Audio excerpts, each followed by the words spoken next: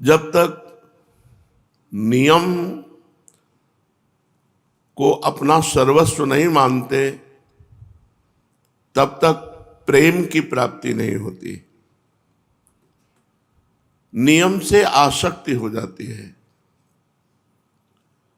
ये तो उपासना है। अगर वासना भी नियम से की जाए तो उसमें आसक्ति हो जाती है। मानो एक कोई तंबाकू है, वो खा रहा है, उसके खाते खाते इतनी आसक्ति हो जाएगी कि उसको लगेगा मैं इसके बिना जी नहीं सकता। ये नियम में पावर है, ये नियम में सामर्थ्य है। असत वस्तुओं का सेवन अगर नियम पूर्वक किया जाए तो ऐसा अनुभव कराने लगती है कि मैं उनके बिना रह नहीं सकता। तो यदि हम सच्चिदानंद प्रभु का भजन का नियम करें तो नियम में इतनी सामर्थ्य है कि कुछ समय के बाद आप भजन के बिना रह नहीं सकते, आपकी भजन में आसक्ति हो जाएगी। पर नियम पालन के लिए हर कष्ट सहना, यही तपस्या है। जिस नियम को हम लें उस नियम पालन करने के लिए चाहे हमें जितना कष्ट मिले, हम अपने नियम को न तोड़ें। तो नियम से भगवान प्रसन्न हो जाते हैं, क्योंकि नियम से ही प्रेम की प्राप्ति होती है। निंदन्तु नीति निपुणा यदिवा स्तुवन्तु लक्ष्मी समाविशतु गच्छतु वा यथेच्छम अद्यैव वा मरणमस्तु युगांतरे वा न्यायात् पथा प्रविचलन्ति पदम न धीरा। नियम पालन करने के लिए हमको इतना बलवान बनना पड़ेगा, चाहे लोग हमारी निंदा करें या हमारी स्तुति करें। लक्ष्मी सब नष्ट हो जाए, सारे सुख नष्ट हो जाए, अद्यैवा मरणमस्तु युगांतरे वा, अभी मर जाऊं या युगों में मरूं, इसकी कोई परवाह नहीं। पर मैं अपने सतमार्ग के नियम को नहीं तोड़ सकता। नियम बहुत बड़ी महिमा है। बलराम ब्रजवासी एक ब्रजवासी के नियम की बात बता रहे थे कि वो अपने गुरुजी का गुरुमंत्र 4 घंटे नियम पूर्वक जपते। तो जिस नियम में वो जप कर रहे थे उसी समय उनको सूचना मिली कि उनका पुत्र मथुरा और वृंदावन के बीच में एक्सीडेंट में मर गया है। वो आसन से खड़े नहीं हुए, आचमन किया और परिवार वालों को कहा जाओ अब तो मर ही गए हैं, उनकी अंत्येष्टि क्रिया की व्यवस्था करो, हमारा नियम पूरा हो जाएगा तब उठ के हम आएंगे। कितनी बड़ी बात है कि एक पुत्र, वो भी मरणासन अवस्था में, और हम उस समय नियम का पालन करने की बात करें। धीरा वही धैर्यवान है जो अपने नियम का पालन करे। नियम के पालन में देवता भी विघ्न डालते हैं, माया भी विघ्न डालती है, पर जो नियम ले कम से कम 12 वर्ष तक उसका पालन करे तो बहुत बहुत लाभ उसे प्राप्त होगा। आज किसी की आध्यात्मिक विशेष उन्नति इसीलिए नहीं दिखाई देती, नियम की पूर्ति की तरफ किसी का चिंतन नहीं है। हमारा नियम है, हम इतने बजे जगते हैं, इतने माला करते हैं, इतना पाठ करते हैं, सत्संग जाते हैं, अमुक अमुक हमारी दिनचर्या है। मनाया माला चला ली, मनाया नियम। चैतन्य महाप्रभु जिनका पावन चरित्र आप सुन रहे हैं, नियम बना दिया, पूरी रात श्रीवास के घर कीर्तन होगा। तुमुल ध्वनि से, उच्च ध्वनि से मृदंग, झांझ, ढफ आदि बजते, महाप्रभु बीच में हरि बोल और महामंत्र का कीर्तन अमृत में। आसपास के जो लोग थे, जो श्रद्धावान थे, उनके हृदय में उत्साह प्रकट हुआ कि काश अगर ये दरवाजा बंद करके कीर्तन न करते तो हम लोग भी सम्मिलित हो जाते। तो जो अनाधिकारी थे उनके भी हृदय में जलन हुई, किसी तरह कीर्तन बंद होना चाहिए। ये झांझ पीट पीट कर पूरी रात सोने नहीं देते। जो विषयी पुरुष होते हैं उनको भागवतिक पुरुषों से द्वेष होता है अपने आप। यद्यपि भागवतिक महापुरुषों के द्वारा उनका कभी अमंगल नहीं, तो द्वेष का कारण ही कोई उपस्थित नहीं हो सकता। भक्तों के जीवन में ऐसे कोई आचरण नहीं होते कि किसी व्यक्ति की जलन का कारण बने। पर जो विषयी होते हैं, पापात्मा होते हैं, उनका स्वाभाविक भक्तों से द्वेष होता है। ये प्रकृति है, ये स्वभाव है। महाप्रभु को भी नहीं बख्शा। जो आसपास के लोग द्वेष करने वाले थे, अनाधिकारी थे, उनके हृदय में भारी जलन पैदा हुई। किसी तरह कीर्तन बंद होना चाहिए। ये नहीं सोचा कि हम कीर्तन नहीं करते तो हमारा परम सौभाग्य ये तो है कि हमारे कानों में नाम कीर्तन पड़ रहा है भगवान का। जो गति कीर्तन करने वालों की होती है वही गति कीर्तन सुनने वालों की होती है। जो कथन का फल है वही श्रवण का फल है। जो भावुक लोग थे उनके हृदय में संकीर्तन को देखने की उत्सुकता उत्पन्न हुई। ये नियम बहुत दोनों को अखरने लगा। जो अनाधिकारी द्वेष भाव रखने वाले थे उनके हृदय में तो अखरने लगा कि पूरी रात ढोल पीटते हैं, जान पीटते हैं, नींद नहीं आती। जो अधिकारी भावुक जन थे उनको कि बस चयन किए हुए भक्त जनों को अंदर कर लिया और दरवाजा बंद कर लिया। ये क्या है? अरे खुला कीर्तन करो जिससे हम भी आनंदित हो। दोनों भाव वालों को झुंझलाहट पैदा हो गई। श्रद्धावान अपनी झुंझलाहट को रोककर धैर्य पूर्वक कि कभी तो ऐसा अवसर आएगा कि कीर्तन घर के बाहर होगा तो हम भी आनंद ले लेंगे, वो प्रतीक्षा करने लगे। नम्रता पूर्वक भगवान से प्रार्थना करने लगे कि कभी हमें भी कीर्तन में सम्मिलित होने का अवसर मिले। जो नियम पालन करते हैं उनमें एक विशेष सामर्थ्य प्रकट हो जाती है। उत्तरोत्तर अध्यात्म की उन्नति होती है और वो प्रभु के चरणारविंद तक पहुंच जाते हैं, नियम पालन करने वाला। किंतु जो नियम का पालन नहीं कर पाते हैं तो उनको काम क्रोध आदि परास्त कर देते हैं। बहुत पॉइंट की बात है। जो नियमनिष्ठ नहीं होते उन्हें काम क्रोध आदि परास्त कर देते हैं। अपनी दिनचर्या की फिर मौज मस्ती, तो इन्हें काम क्रोध आदि इनको परास्त कर देंगे। ये सब मरे हुए हैं।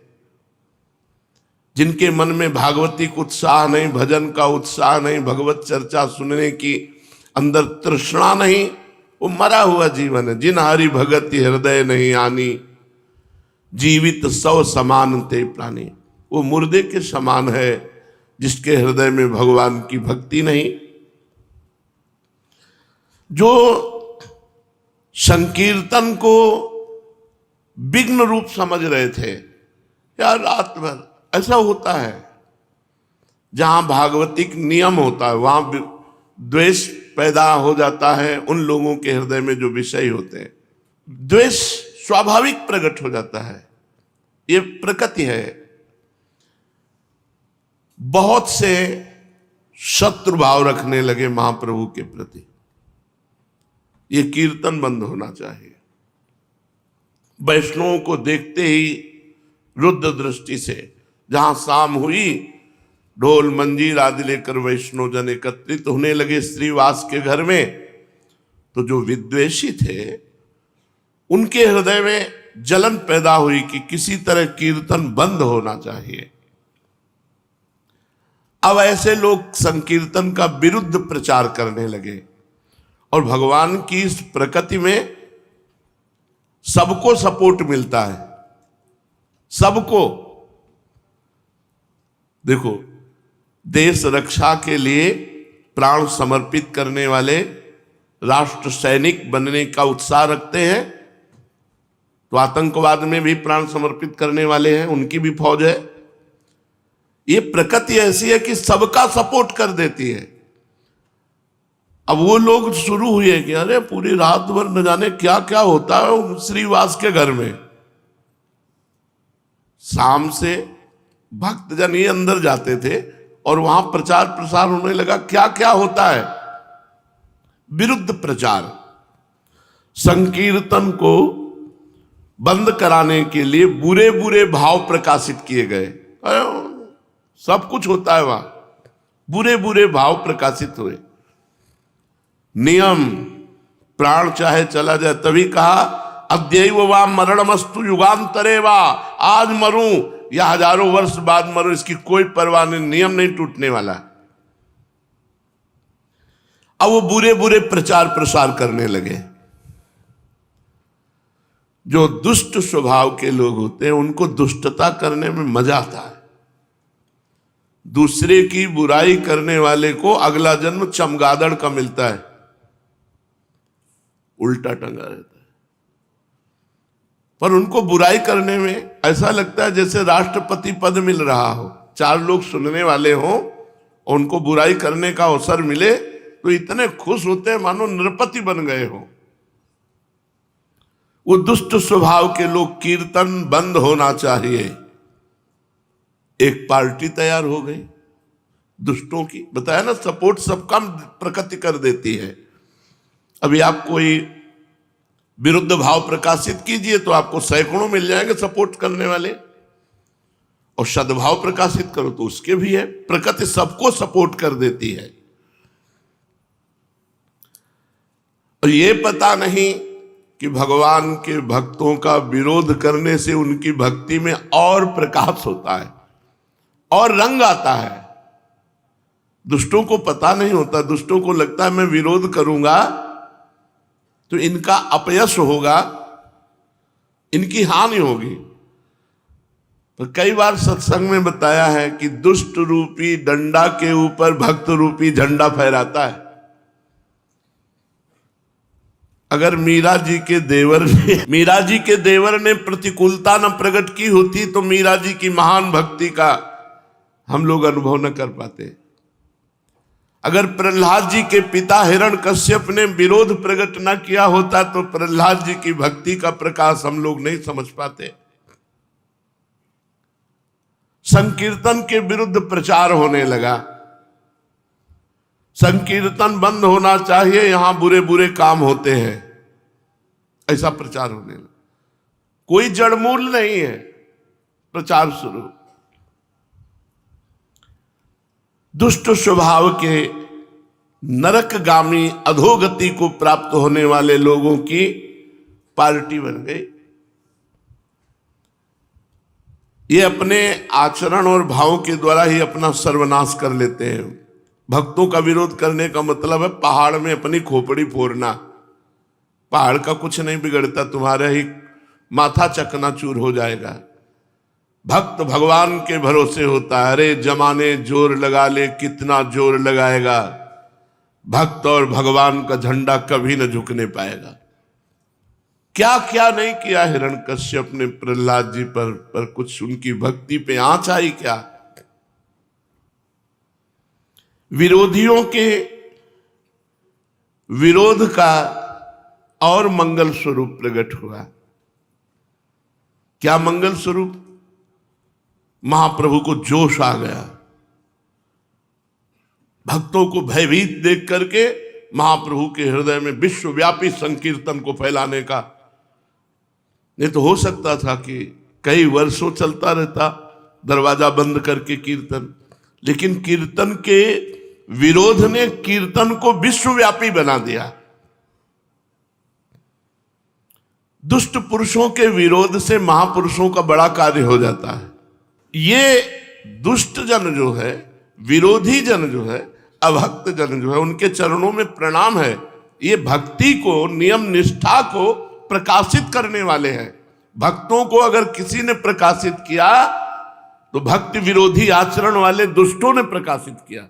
बलिहारी है उन दुष्टों की जिन्होंने ऐसे महान भक्तों को प्रकाशित कर दिया कि हम जान पाए कि इतनी क्षमता के महापुरुष है। भक्तजन और आनंदित होते हैं जब विरोध होता है। देखते हैं श्री जी क्या करते हैं, देखते हैं प्रभु क्या करते हैं।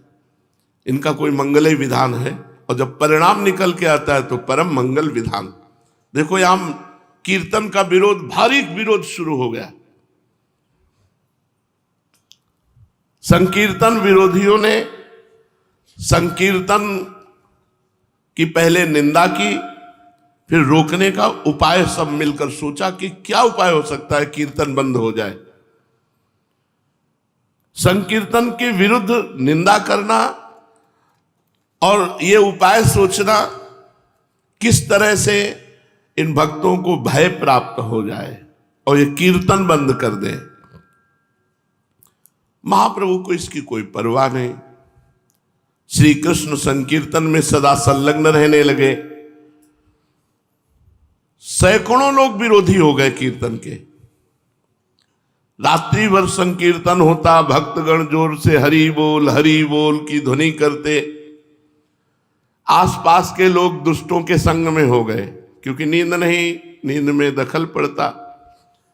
भांति भांति से कीर्तन के विरुद्ध भाव फैलाने लगे। कोई कहता ये लोग रात्रि भर ढोल पीटते हैं, चिल्लाते हैं, नींद नहीं आती, सोना हराम कर दिया। कोई कहता है योग तपस्या ज्ञान तो कुछ जानते नहीं है, इकट्ठे हो गए और चिल्लाते हैं। चिल्लाना ही ये भक्ति समझते हैं।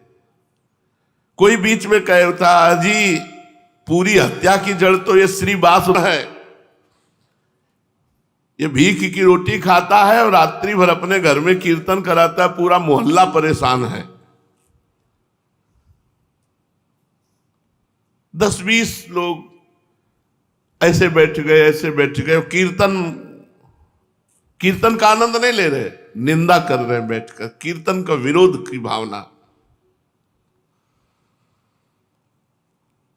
अब ये प्रचार प्रसार आपस में निंदा स्तुति का होते होते काजी के पास पहुंचा। कुछ लोगों ने काजी से रिपोर्ट की कि श्रीवास के घर रात्रि भर बड़ा उपद्रव होता है, वहां जो नहीं होना चाहिए वो भी होता है, आप इस पर दखल डालिए। अब दुष्टों को तो बड़ा आनंद हुआ। अब ये प्रचार करने लगे कि राजा की तरफ से कीर्तन करने वालों के लिए फौज भेजी गई है और वो आएंगे, कीर्तन करने वालों को बांध कर ले जाएंगे, सजा देंगे, जेल में डाल देंगे और श्रीवास का घर तो तोड़ फोड़ करके गंगा जी में बहा देंगे। कीर्तन करने वालों की अब खैर नहीं। ऐसे पूरे नवद्वीप में खबर फैल गई जब काजी को सूचना मिली। अब आई है नियम की परीक्षा की घड़ी। अब उनमें जो कुछ हल्के भाव वाले थे उन्होंने कहा भाई कृष्ण कृष्ण जपना तो हम जप लेंगे अब, लेकिन राजा के डंडे कौन खाएगा, जेल में कौन बंद होगा। तो श्रीवास जी के घर आना बंद कर दिया। उनमें जो कच्चे दिल वाले थे, भाई हम तो कीर्तन करते, हमारा तो कोई दोष नहीं, हम तो साफ कह देंगे कि हम भाई अब आज से कीर्तन में नहीं जाएंगे। और सही बात है, किवाड़ बंद करके कीर्तन करने की जरूरत क्या है। कुछ कमजोर दिल वाले जो थे वो उधर ही सपोर्ट में हो गए भयवश। ऐसा नहीं होना चाहिए। अच्छा, कुछ लोग होते हैं दो मुंह वाले, इधर भी मौजली उधर भी मौजली। दुष्टों की तरफ दुष्टता का सहयोग कर दिया, साधु की तरफ साधुता का। अरे आप कीर्तन करो, देखेंगे जो होगा। और बहुत अच्छा किया, रात भर कीर्तन करके जो है किसी को चैन नहीं लेने देते, दोनों तरफ। तो ऐसे जो कुछ वो तो डर गए। कुछ लोगों ने कहा जब तक फौज ना आवे तब तक कीर्तन चालू रखो, फिर फौज आएगी तो देखा जाएगा। हिम्मती जो भक्तजन थे। कुछ ने कहा कि चलो काजी से जाके कहते हैं, कीर्तन में स्त्रियों को भी अंदर ले जाते हैं। मालूम पड़ता है ये लोग शास्त्र विरुद्ध आचरण करने वाले वाम मार्गी, यहां तक ये लोग पता नहीं क्या सोच सकते हैं, कितना सोच सकते हैं विरोधी। और ये एक यहीं की बात नहीं कि कीर्तन में गदाधर भट्ट जी जब कथा कहते तो भगवान में डूब करके ऐसे कथा कहते कि कथा सुनने वाले वैरागी और प्रेमी हो जाते, संसार से वैराग्य और भगवान से अनुराग। तो एक कल्याण सिंह नाम के कथा सुनने आते थे, बड़े धनी मानी थे। तो कथा में यही तो चर्चाएं होती हैं कि भाई ब्रह्मचर्य से रहो, संयम से रहो। ऐसा उन्होंने अपनी पत्नी से बात करना बंद कर दिया, काम संबंधी चेष्टाएं बंद कर दी। अब पत्नी तो कथा सुनने आती नहीं थी। उसने विचार किया कि ये पंडित कथावाचक ही हमारी जिंदगी में आग लगा दी। अब हमारे पति हमसे बातें नहीं करते, कल्याण सिंह, हम इन पंडित की धुलेंगे जिससे हमारे पति की श्रद्धा पंडित के प्रति खत्म हो जाए। तो कथा सुनना बंद कर देंगे तो फिर हमसे पति पत्नी का प्यार। एक दिन देखा कि एक गर्भवत गली गली मांग रही थी भिक्षा, ऐसे बुलाया और कहा कि ऐसे एक एक दाने मांगती घूम रही, तुझे को असरफियां देंगे, ले। और वहां कथा हो रही है, सभा में जाके कह दे कि पंडित जी जब गर्भ नहीं रहा था तो खूब आते हो, अब गर्भ रह गया है, अब इसका पालन पोषण कौन करेगा। बस इतना तुझे कहना है, जितना पैसा कहेगी उतना देंगे। और वो टुकड़े टुकड़े भीख मांगने वाली, उसके लिए क्या कहने, वो तो निर्लज्ज थी। उसने असरफियां ली और पहुंची कथा में। पंडित जी, तो अब जैसे कथा में पंडित कोई स्त्री पहुंच जाए तो सब, जब ये नहीं था तो खूब आते थे, अब जब ये हो गया तो तुम्हारा आना बंद हो गया, इसका पालन पोषण कौन करेगा। वो भी बड़े मौजियल। उन्होंने कहा तू चिंता मत कर, बैठ, इसका भी पालन पोषण होगा, जिसने दिया है वह उसका पालन पोषण भी करेगा। अब तो खुशखुशी होने लगी आपस में। यार हम कहते थे पाखंडी है, कोई कहता नहीं यार बहुत सही महात्मा है ये। कुछ सदविचार कुछ असद विचार, जो निष्ठावान थे उन्होंने कहा आपने झूठ ऐसा क्यों आरोप किया। और गदाधर भट्ट जी एकदम बिल्कुल समान भाव में, मान अपमान में समान स्थिति रखने वाले महापुरुष। उनमें से एक बहुत समर्पित थे, उन्होंने इशारे से पीछे बुलाया ऐसे। तो कल्याण सिंह जी महाराज वहां कथा में बैठे हुए थे। उनका सच्ची बता, कभी जानती इनको तू। और उसने जब देखा कि कई लोग आ गए मारी डालेंगे, तो उसने कहा हम बिल्कुल नहीं जानते, हमको तो पैसा मिला है कहने के लिए। बोले चल, सभा में कहे चल कर, हजारों की श्रद्धा नष्ट हो रही, किसने तुझे पैसा दिया। तो कहा कोई कल्याण सिंह है, उनकी पत्नी ने हमको दिया पैसा की सभा में बोल। जब वो सभा में बुलवाया, कल्याण सिंह को समझाया गदाधर भट्ट ने कि वो अपनी काम पीड़ा के कारण ऐसा करे, उसका ना त्याग करो ना उसको दंड दो। तो जो भागवतिक उत्साह होते हैं उनमें माया अपना प्रभाव डालती है। कीर्तन विरोधियों ने यहां तक काजी के पास सूचना पहुंचा दी कि कीर्तन में स्त्रियों को भी ले जाया जाता है, पता नहीं क्या क्या होता है। ऐसा ऊपर से सुनाने के लिए तो जोर जोर से हरे कृष्ण कीर्तन करते हैं, भीतर पता नहीं क्या क्या करते हैं।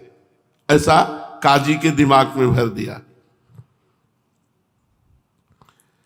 नवद्वीप के काजी के सामने संकीर्तन की शिकायत, काजी ने सबकी बातें सुनी और कहा आप लोग चिंता मत करें, हम कीर्तन तुरंत बंद करा देते हैं। अब तो शिकायत करने वाले दुष्टों की छाती फूल गई, अपने अपने स्थान पर मुस्कुराते हुए लौट कर आए कि अब फौज आएगी, सबको बंदी बनाएगी, कीर्तन आज से बंद, चैन से सोने को मिलेगा। अब तो बाजार में नवद्वीप के संकीर्तन की अफवाह, कोई सही है कोई गलत है, कोई अब देखो इनको कर्मों का भोग भोगना पड़ेगा, अरे न जाने क्या बड़ा प्रपंच है। संसारी लोग कहते हैं ना कि भाई 100% में कुछ परसेंट तो सही होगा ही। ये दुष्ट लोग 100 में 100% ही पूरा का पूरा ऐसा दिखा देंगे जिसमें 1% सही नहीं है। अब महाप्रभु चैतन्य देव प्रभु के अवतार और भगवान नाम कीर्तन की जय हो रही, वहां कहीं कुछ अमंगल हो रहा, लेकिन इन दुष्टों ने ऐसा काजी को भरा कि कोई कहता अजी ये जोर जोर से हल्ला मचा रहे थे, भगवान नाराज हो गए, अब इनको दंड मिलेगा। बढ़िया है बढ़िया है, ऐसा लोग कहने लगे। कोई कहता अरे कहो तो अभी विरोध हो गया, नहीं आगे अकाल पड़ जाता। ऐसे ऐसे भी लोग ये पूरी रात जो हल्ला मचाते हैं, भगवान नाराज होकर अकाल पैदा कर देते। ये तो अच्छा हुआ विरोध हो गया। भगवान नाम कीर्तन से, नाम संकीर्तनम यस्य सर्व पाप प्रणाशनम। घट घट व्यापी अंतर्यामी, भगवान सब जानते हैं, तुम लोगों का मुख बंद कर देंगे। जो अच्छे हृदय वाले थे वो कहते भगवान सर्वांतर्यामी, वो सब जानते हैं, तुम लोग जो अफवाह उड़ा रहे हो, तुम लोगों का अच्छी तरह मुख बंद कर देंगे भगवान। उसी समय कोई हृदय की जलन मिटाने के लिए द्वेष बुद्धि से कहता भैया ये 2-4 दिन के अब ढोल नगाड़े हैं, ये सब बंद हो जाएंगे, अब काजी नाराज हो गया है।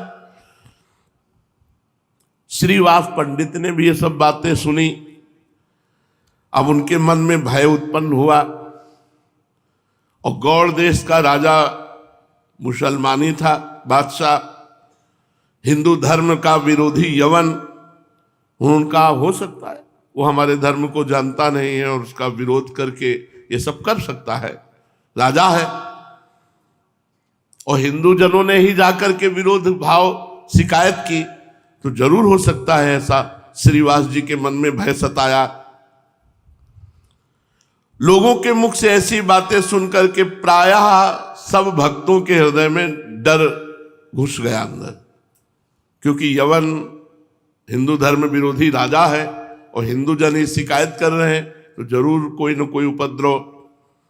श्रीवास पंडित जी के पास आकर के सब भक्त जन सलाह करने लगे कि क्या करना चाहिए। कोई कोई तो कहने लगे अजी कुछ दिन के लिए बंद कर दो नाम कीर्तन, जब ये सब शांत हो जाए तब फिर शुरू कर देंगे।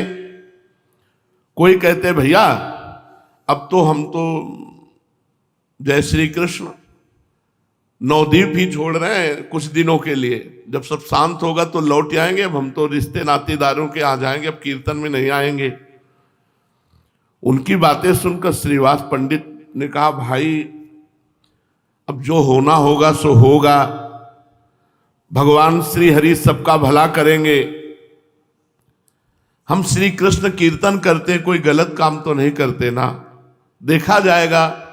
अगर भगवान का नाम कीर्तन करने पर कष्ट आएगा, बंदी बनाए जाएंगे, मारे जाएंगे, तो हम वो सब सहेंगे। श्रीवास पंडित ने भक्तों को तो इस प्रकार समझा दिया, लेकिन अंदर अंदर वो भी भयभीत थे। उन्होंने अपने मनोगत भावों को प्रभु के सम्मुख प्रकट नहीं किया। प्रभु तो सबके भावों को समझने वाले थे।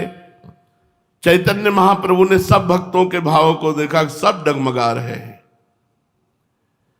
यवन राजा के कारण सब भयभीत हो रहे हैं, इसलिए इनको निर्भय कैसे किया जाए, महाप्रभु विचार करने लगे। एक दिन प्रभु ने अपने संपूर्ण शरीर में सुगंधित चंदन लगाया, घुंघराले काले काले सुंदर बालों में सुगंधित तेल डाला, मूल्यवान स्वच्छ और महीन वस्त्र पहने, साथ में 2-4 भक्तों को लेकर गंगा किनारे की ओर चल पड़े। उनके अरुण अधर पान की लाली लगने से और भी अत्यधिक अरुण बन गए थे। नेत्रों में प्रसन्नता थी, मुख कमल शरद पूर्णिमा के चंद्रमा के समान खिला हुआ था। वे मंद मंद मुस्कान के साथ भक्तों के आनंद का वर्धन करते हुए गंगा जी के घाटों पर इधर से उधर टहलने लगे। जो सात्विक प्रकृति के भगवत भक्त थे, वे प्रभु के रूप लावण्य को देखकर मन ही मन परम प्रसन्न हुए, किंतु जो दुष्ट प्रकृति के निंदक थे वे आपस में कहने लगे, यार ये निमाई पंडित पर कोई भी फर्क नहीं पड़ता, बड़ा अजीब है। अरे राजा का फौज आने वाली है, काजी नाराज है, पान खाए घूम रहे, इनको कोई फर्क नहीं पड़ता, इसे तनिक भी भय नहीं। संपूर्ण शहर में हो हल्ला मच रहा है, कल ही तो सेना आने वाली है। अरे भाई देख लेना, है पान खाए घूम रहे, कल इनको बांधकर नाव पर बंदी बनाकर ले जाया जाएगा। अभी तो राजपुत्र के समान बन ठन करके हंसते हुए घूम रहे। अरे यार इनके चेहरे पर सिकुड़न भी नहीं है, बड़े विचित्र है। कोई कोई कहता अजी सब बातें झूठी हैं, कोई फौज वौज नहीं आ रही, कोई नाव वाव नहीं आ रही, कोई सैनिक नहीं आ रहे, ये सब केवल अफवाह उड़ाई गई है। दूसरा कहता हाथ जोड़ करके कि नहीं नहीं साहब गप मत समझो, ये तो पक्की बात है कि यवन बादशाह की तरफ से फौज आ रही है। तो कोई कहता हाथ कंगने को आरसी क्या, अभी देख लेना कल ये सब बंदी बना दिए जाएंगे। इस प्रकार लोग भांति भांति से अपने अपने अनुमानों को प्रकट कर रहे थे और महाप्रभु भक्तों के साथ आनंद में गंगा के किनारे विहरण कर रहे थे। इसी बीच प्रभु के पुराने परिचित पंडित गंगा जी पर संध्या वंदन करने के लिए आए। प्रभु को देखकर प्रणाम किया और आपस में वार्तालाप करने लगे। पंडितों ने कहा, निमाई पंडित सुन रहे तुम्हें पकड़ने के लिए राजा की तरफ से सेना आ रही है, संपूर्ण शहर में बड़ी गर्म अफवाह है कि तुम सब बंदी बनाए जाओगे। यदि ऐसी ही बात है तो हमें लगता है कुछ दिन के लिए तुम नवद्वीप छोड़ दो, फिर आ जाना। अभी कहीं बाहर जाओ जिससे तुम्हें राजा के सैनिक बंदी बनाकर न ले जाएं। राजा के साथ विरोध करना ठीक नहीं, फिर ऐसे राजा के साथ जो हमारे धर्म को जानता ही नहीं, धर्म विरोधी है यवन। समस्त पंडितों ने चैतन्य महाप्रभु को ये राय दी कि इस समय तुम्हें छोड़ करके चले जाना चाहिए, आगे जैसा समय आवे फिर देख लेना। प्रभु ने उपेक्षा के साथ कहा, अजी जो होगा सो देखा जाएगा, हम नवद्वीप छोड़कर तो कहीं नहीं जा सकते, और यदि तुम्हारी सलाह सही है तो हम नवद्वीप छोड़कर कहीं जाएं, वो बादशाह कहीं से भी बंदी बनवा लेगा। हम तो गौड़ देश छोड़कर अब जाने वाले नहीं, यहीं रहेंगे। अगर भगवान हमें बंदी बनाना चाहते, दुख देना चाहते तो हम उसे सहेंगे, कीर्तन बंद नहीं करेंगे, कीर्तन नहीं बंद होगा। और देखो जब कोई धर्म से चलता है तो उसकी परीक्षा होती है, और दुख सहना ही धर्म की कसौटी है। हम सहेंगे, जो कुछ होगा देखेंगे। देखना है ये कि कौन कौन से भक्त इस समय इस प्रश्न में सही उत्तर देते हैं। परीक्षा की, धर्म की कसौटी पर कौन खरे उतरते हैं।